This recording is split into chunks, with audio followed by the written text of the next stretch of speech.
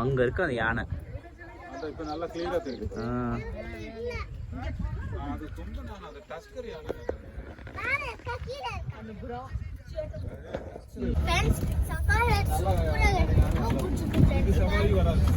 எத்தனை குடும்பம் இருக்கு? வியூ பாருங்க. ஹாய் ஃப்ரெண்ட்ஸ் சம்மர் வியூ பாருங்க. ஏய் க்ளவுட்.